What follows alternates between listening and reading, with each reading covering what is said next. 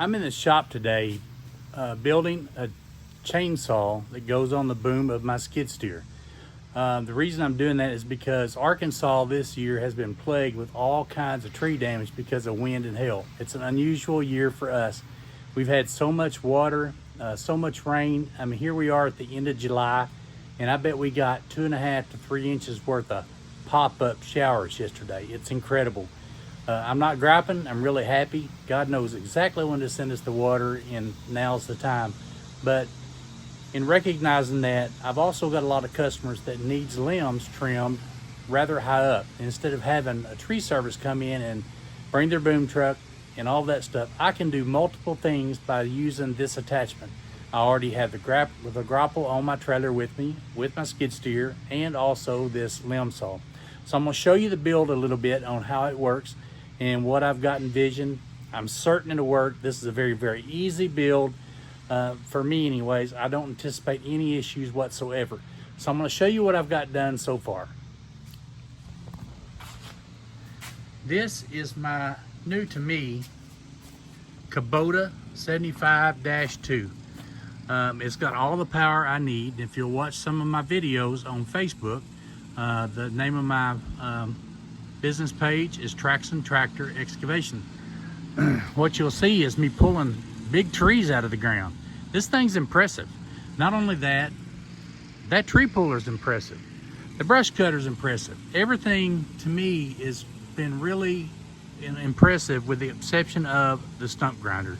The very first day, I'll put some pictures up in this video at the end. The very first day I got this skid steer and put it to work for my customers, I was grinding a stump and a tooth off of that grinder come flying through the window, shattered it.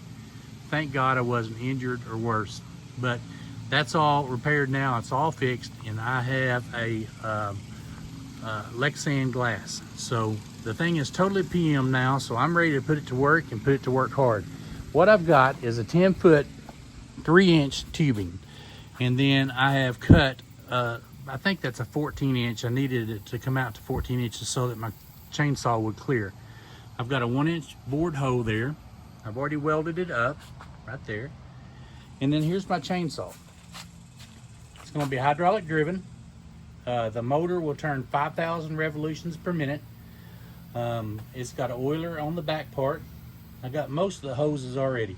So all I got to do is go to town and buy a 1-inch pin, put this through here, and the way that this works is I'll just basically set the boom or the chain on top of a limb, let's say 30 feet in there, 25, 28 feet. I think it's going to reach about 28 feet. I set this on the top, and that thing just sits on top. The chain's not going at that point, it's just sitting on the top. I activate the chain from inside the cab. So when I do, it'll cut through that cut through the log, and it'll drop down to the point where I deem it to be acceptable. I had to put some type of a catch on the back side of it. Basically, the weight of the saw itself will cut through the log. I'm planning on giving it about 12 inches worth of drop. I don't need anything any larger than that. Most of the limbs that I trim, that's going to be the largest. So I'm going to have it to have the allowance to drop down 1 foot. It catches itself after the log is cut. The limb is cut, and it won't allow it to go any lower. And then for transportation, also the reason why I put this up like this, it'll allow me to unpin it and bring it back here, and I'm gonna have to weld another bracket here so that I can slide a pin through and catch it. So now instead of having a 16-foot boom or 15 foot, I've only got 10 foot to deal with. I'm excited about it. I will be sure to post a video as soon as, and I'm sorry about the shop here, that's messy. I will be sure to post a new video as soon as I get this thing up and running. I'm excited about it. It's gonna work. It will work. I'm certain of it. You guys have a great day. God bless you, and have a great weekend.